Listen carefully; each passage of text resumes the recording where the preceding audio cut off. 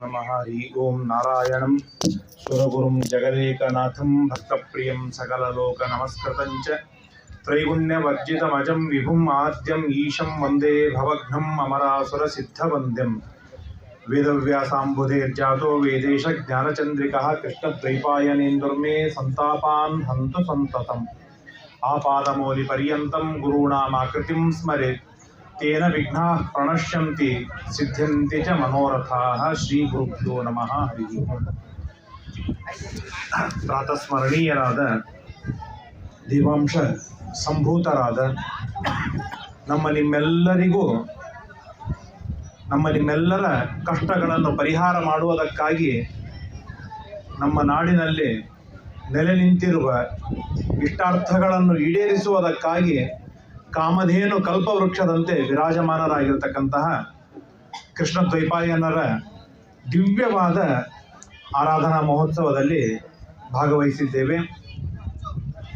ಶ್ರೀಕೃಷ್ಣ ಪರಮಾತ್ಮ ಜ್ಞಾನೇನೈವ ಪರಿಸಮಾಪ್ಯತೆ, ನಾವು ಮಾಡುವ ಎಲ್ಲ ಕಾರ್ಯಗಳು ಕೂಡ ಜ್ಞಾನದಲ್ಲಿಯೇ ಪರಿಸಮಾಪನ ಹೊಂದುತ್ತದೆ ಎಂಬುದಾಗಿ ತಿಳಿಸಿದ್ದಕ್ಕಾಗಿ ಆಚಾರ್ಯರ ಅಧ್ಯಕ್ಷತೆ ಹಾಗೂ ಅವರ ಆದೇಶದಂತೆ ಕೆಲವು ಮಾತುಗಳನ್ನು ಹೇಳುವ ಪ್ರಯತ್ನವನ್ನು ಮಾಡ್ತೇನೆ. ಕೃಷ್ಣ ದ್ವೈಪಾಯನ ತೀರ್ಥರಲ್ಲಿ ಎರಡು ಹೆಸರುಗಳಿದೆ, ಒಂದು ಕೃಷ್ಣ, ಇನ್ನೊಂದು ದ್ವೈಪಾಯನ. ಆ ಕೃಷ್ಣ ಹಾಗೂ ವೇದವ್ಯಾಸ ದೇವರ ಇಬ್ಬರಿಂದಲೂ ಪ್ರತಿಪಾದಿತವಾದ ಮಹಾಗ್ರಂಥ ಅದು ಶ್ರೀಮನ್ ಮಹಾಭಾರತ. ಆ ಮಹಾಭಾರತದ ಒಂದೆರಡು ಮಾತುಗಳನ್ನು ಹೇಳುವುದರಿಂದ ಕೃಷ್ಣ ದ್ವೈಪಾಯನರಿಗೆ ಬಹಳ ಪ್ರೀತಿಯಾಗತ್ತೆ ಎಂಬುದಾಗಿ ಭಾವಿಸಿ ನಮಗೆ ಉಪಯುಕ್ತವಾಗುವಂತಹ ಎರಡು ಮಾತುಗಳನ್ನು ತಿಳಿಸುವ ಪ್ರಯತ್ನವನ್ನು ಮಾಡ್ತೇನೆ. ಸಾಮಾನ್ಯವಾಗಿ ನಾವೆಲ್ಲರೂ ಸಾಧಕರು, ವಿಷ್ಣು ಭಕ್ತರು, ಧಾರ್ಮಿಕರು, ದೇವತೆಗಳನ್ನು, ಗುರುಗಳನ್ನು ಗಟ್ಟಿಯಾಗಿ ನಂಬಿದವರು.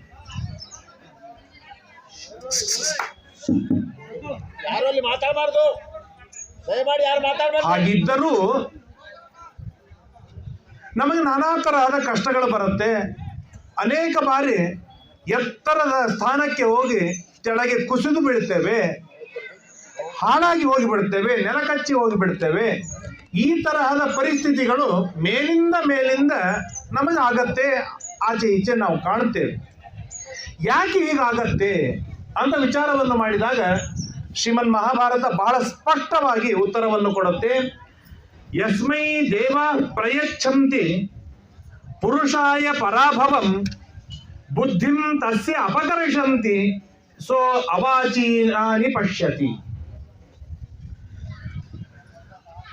ಆಫೀಸಿನಲ್ಲಿ ತಡ ಮಾಡಿ ಹೋದರೆ ಶಿಕ್ಷೆ ಕೊಡ್ತಾರೆ, ಸ್ಕೂಲು ಕಾಲೇಜುಗಳಲ್ಲಿ ತಡ ಮಾಡಿ ಹೋದರೆ ಶಿಕ್ಷೆ ಕೊಡುತ್ತಾರೆ, ಮನೆಯಲ್ಲಿ ಸರಿಯಾಗಿ ಊಟ ಮಾಡದೇ ಇದ್ರೆ ಶಿಕ್ಷೆ ಕೊಡ್ತಾರೆ. ಲೌಕಿಕವಾಗಿ ಶಿಕ್ಷೆ ಕೊಡದೇ ಇರುವ ಸ್ಥಾನ ಅಂತಂದ್ರೆ ಅದು ಧರ್ಮದ ವಿಷಯದಲ್ಲಿ ಮಾತ್ರ. ನಮಗೆ ಯಾರು ಸಂಧ್ಯಾವಂದನ ಮಾಡದೇ ಇದ್ರೆ ಯಾರಾದ್ರೂ ಬೈತೀರಾ? ಅಥವಾ ನನಗೆ ಯಾರಾದ್ರೂ ಬೈತಾರೇನು? ದೇವರ ಪೂಜೆ ಮಾಡದೇ ಇದ್ರೆ ನಮಗೆ ಯಾರಾದ್ರೂ ಬೈಯೋರು ಇದ್ದಾರ? ಅಥವಾ ನನಗೆ ಯಾರಾದ್ರೂ ನೀವು ಬೈತೀರಾ? ಏಕಾದಶಿ ಉಪವಾಸ ಮಾಡದೇ ಇದ್ರೆ ಶಿಕ್ಷೆ ಕೊಡುವವರು ಯಾರಾದ್ರೂ ಇದ್ದಾರೇನ? ಚೆನ್ನಾಗಿ ದೋಸೆ ಮಾಡಿ ಹಾಕ್ತಾರೆ, ಏಕಾದಶಿ ಅದ ತಿನ್ನು ಅಂತ ಪ್ರೀತಿಯಿಂದ ಚಪಾತಿ ಮಾಡಿ ಹಾಕ್ತಾರೆ.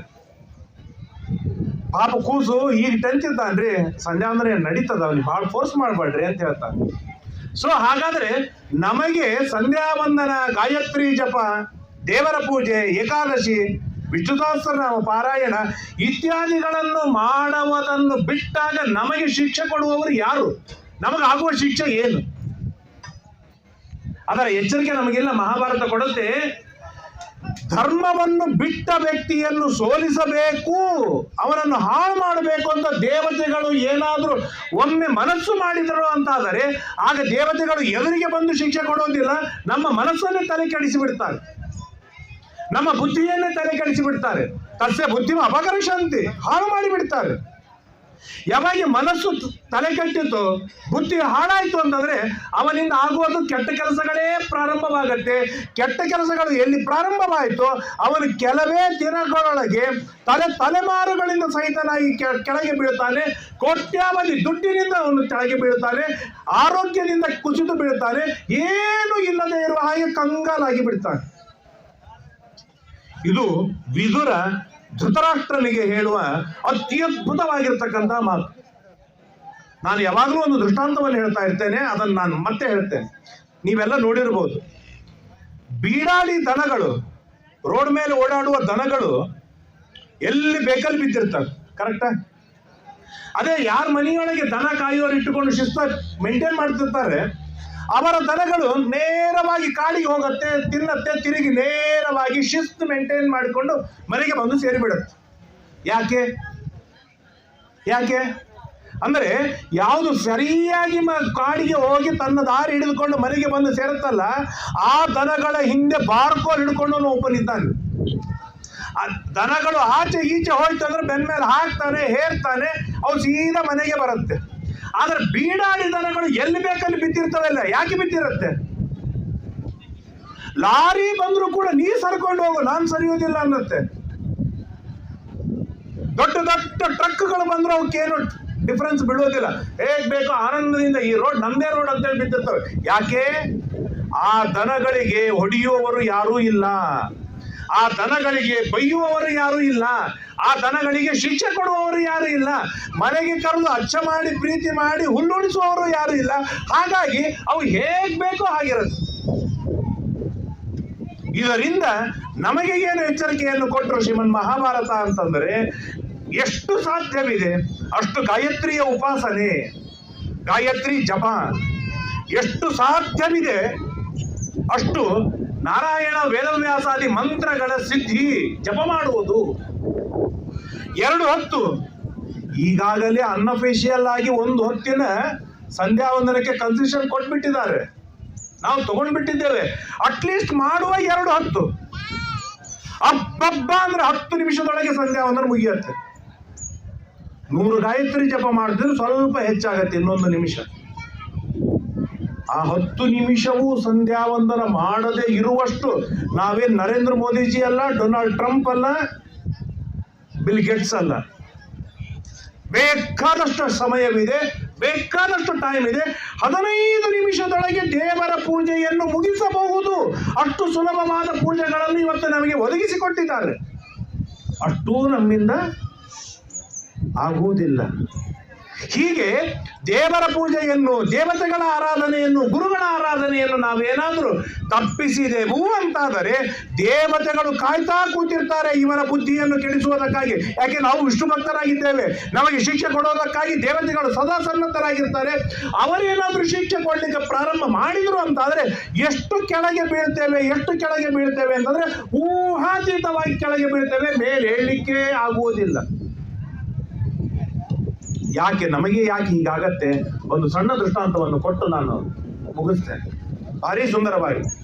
ಈಗ ನೀವು ಕೆಳಗೆ ಕೂತೀರಿ, ಸ್ವಲ್ಪ ಆಚೆ ಸರಿದ್ರೆ ಏನೂ ಹಾನಿ ಇಲ್ಲ, ಸರಿನಾ? ಬಹಳ ಅಂದ್ರೆ ಸ್ವಲ್ಪ ಬಟ್ಟೆಗೆ ಮಣ್ಣು ಹತ್ತಿತ್ತು. ಈಗ ನಾನು ಇಲ್ಲಿ ಕೂತಿದ್ದೇನೆ, ನಾನು ಸ್ವಲ್ಪ ಆಚೆ ಸರಿದ್ರೆ ಟೊಂಕನೆ ಮುರಿಯುತ್ತೆ. ಗಿಡದ ಮೇಲೆ ಕೂತವ್ರು ಆಚೆ ಸರಿದ್ರೆ, ಬೆಟ್ಟದ ಮೇಲೆ ಕುಳಿತುಕೊಂಡವ್ರು ಆಚೆ ಸರಿದ್ರೆ, ಜಸ್ಟ್ ಸರಿದೇನ್ರಿ, 1 ಸೆಂಟಿಮೀಟರ್ ನನಗೆ ಸ್ಕಿಪ್ ಆಯ್ತು, ಏನೂ ಇಲ್ಲೇ ಇಲ್ಲ. ಹಾಗೆ ಈ ನಮ್ಮ ಮಾಧ್ವ ಜನ್ಮ ಬಂದಿದೆ, ವೈಷ್ಣವರಾಗಿ ಹುಟ್ಟಿದ್ದೇವೆ, ಕೃಷ್ಣ ದ್ವೈಪಾಯನ ತೀರ್ಥರ ಆರಾಧನೆಯಲ್ಲಿ ನಾವು ಭಾಗವಹಿಸಿದ್ದೇವೆ ಅಂತಂದ್ರೆ ನಾವು ಗ್ರೌಂಡ್ ಲೆವೆಲ್ನೊಳಗೆ ನಾವಿಲ್ಲ. ನಾವು ಇಷ್ಟು ಪುಣ್ಯ ಮಾಡಿ, ಇಷ್ಟು ಸಾಧನೆಯನ್ನು ಮಾಡಿ, ಎಷ್ಟು ಎತ್ತರಕ್ಕೆ ಏರಿದ್ದೇವೆ ಅಂತಂದ್ರೆ ಊಹೆ ಮಾಡಲಿಕ್ಕೆ ಸಾಧ್ಯವಿಲ್ಲದೆ ಇರುವಷ್ಟು ಎತ್ತರದೊಳಗಿದ್ದೇವೆ. ಅಲ್ಲಿ ಮಾಡುವ ಅತಿ ಸಣ್ಣ ತಪ್ಪು ಕೂಡ ಮಹಾ ಅನರ್ಥಕ್ಕೆ ಕಾರಣವಾಗತ್ತೆ, ಭಾರೀ ಅನರ್ಥಕ್ಕೆ ಕಾರಣವಾಗತ್ತೆ. ಹಾಗಾಗಿ ಇಲ್ಲಿ ಆರಾಧನೆಯ ಗುರುಗಳ ಸನ್ನಿಧಾನದಲ್ಲಿ ಬಂದದ್ದಕ್ಕಾಗಿ, ಈ ಗುರುಗಳಂತಂದ್ರೆ ಸಾಮಾನ್ಯರಾದ ಗುರುಗಳಲ್ಲ, ಕೋಟಿ ವ್ಯಾಸ ಮಂತ್ರವನ್ನು ಜಪ ಮಾಡಿದರು. ಕೋಟಿ ರೂಪಾಯಿ, 1 ರೂಪಾಯಿ ಕೊಟ್ಟರೆ ನಮ್ಗೆ ಎಣಿಸ್ಲಿಕ್ಕೆ ಆಗುವುದಿಲ್ಲ. ಎಣಿಸ್ತೀರಿ? ಕೋಟಿ ರೂಪಾಯಿ, 1 ರೂಪಾಯಿ ಕೊಟ್ಟು ನೀವು ತೆಗೆದುಕೊಂಡು ಹೋಗೋದ್ರೆ ಎಣಿಸುವುದಿಲ್ಲ. ಒಂದು 10 ರೂಪಾಯಿ ಕಡಿಮೆ ಬಂದ್ರೆ ಬರಲಿ ಸಾಕು, ಇಷ್ಟು ಸಿಕ್ಕದನ್ನು ನಾವು ಇಟ್ಕೊಂಡು ಹೋಗ್ತೇವೆ, ಹೌದಲ್ವಾ? ಅಷ್ಟಿದ್ದಾಗ ಮಹಾಗುರುಗಳು ಅಷ್ಟು ಜಪವನ್ನು ಮಾಡಿ ಸಿದ್ಧಿ ಪಡೆದುಕೊಂಡವರು. ಇವರ ಪುಣ್ಯ ರಾಶಿ ಪುಣ್ಯವಿದೆ. ಅವರಿಗೆ ಹೋಗಿ ಪ್ರಾಮಾಣಿಕವಾಗಿ ನಾವು ಕಾಲಿಗೆ ಬಿದ್ದು ಬೇಡಿಕೊಂಡಾಗ ಬೇಕಾದ ಅನುಗ್ರಹ ಮಾಡಲಿಕ್ಕೆ ಅವರು ಸಿದ್ಧರಾಗಿ ಇವತ್ತು ನಿಂತಿದ್ದಾರೆ. ಅವರ ಪ್ರಾರ್ಥನೆ ಮಾಡೋದಿಷ್ಟೇ, ನಮ್ಮಿಂದ ಅತಿ ಸಣ್ಣ ತಪ್ಪು ಕೂಡ ಆಗುವುದು ಬೇಡ. ದೊಡ್ಡ ತಪ್ಪಂತರೂ ಆಗಲೇಬಾರದು. ಆಗ ಅತಿ ಸಣ್ಣ ತಪ್ಪು ಕೂಡ ನಮ್ಮಿಂದ ಆಗಬಾರದು. ಎಷ್ಟು ಸಾಧ್ಯವಿದೆ ಅಷ್ಟು ದೇವರ ಆರಾಧನೆ, ದೇವತೆಗಳ ಆರಾಧನೆ, ಗುರುಗಳ ಸೇವೆಯನ್ನು ನಮ್ಮಿಂದ ಚೆನ್ನಾಗಿ ಮಾಡಿಸಿ ಧರ್ಮ ಮಾರ್ಗದಲ್ಲಿ ಇರಿಸಿ ಶಾಸ್ತ್ರವನ್ನು ತಿಳಿಸಿಕೊಟ್ಟು ನಮ್ಮನ್ನು ಉದ್ಧಾರವನ್ನು ಮಾಡುವ ಜವಾಬ್ದಾರಿ ನಿಮ್ಮದೇ ಎಂಬುದಾಗಿ ಅವರ ಪಾದಾರವಿಂದಗಳಲ್ಲಿ ನಮ್ಮ ಎಲ್ಲ ಜವಾಬ್ದಾರಿಯನ್ನು ಹಾಕಿ ನಾವಿಲ್ಲಿಂದ ತೆರಳೋಣ.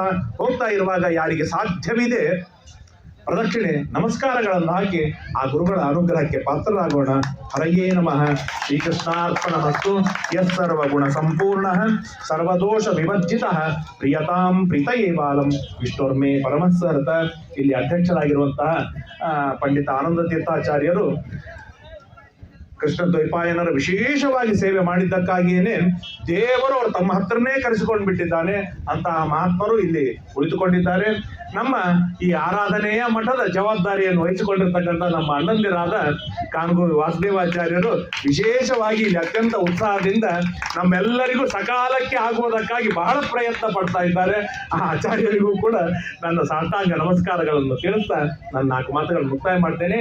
ವಿಶೇಷವಾಗಿ ಪಾಪ ಯಾರೂ ಇಲ್ಲದೆ ಇರುವಾಗ ನಮ್ಮ ಪವನಾಚಾರ್ಯ ತಾನು ಅತೀ ಕಷ್ಟಪಟ್ಟು ಹೇಳ್ತಾ ಇದ್ದ, ಈಗ ಪುಣ್ಯಾತ್ಮ 30 ಕಿಲೋಮೀಟರ್ನಿಂದ ದೂರದ ಇಲ್ಲಿರುವ ಇಲ್ಲಿಗೆ ಬಂದು 2 ಪೂಜೆ ಮಾಡಿ ಹಸ್ತೋದಕವನ್ನು ಮಾಡಿ ಹೋಗ್ಬೇಕು ಅಂತಂದ್ರೆ ಬಹಳ ದೊಡ್ಡದಾಗಿರ್ತಕ್ಕಂಥ ತ್ಯಾಗ, ದೊಡ್ಡದಾದ ಸೇವೆ.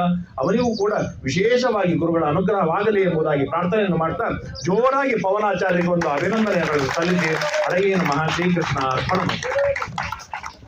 ವಿಶೇಷವಾಗಿ ವೇದವ್ಯಾಸರ ಸಂದೇಶವನ್ನು ನೀಡಿದ ನಮ್ಮ ಗೋಪಾಲಾಚಾರ್ಯರಿಗೆ ಅಭಿನಂದನೆ.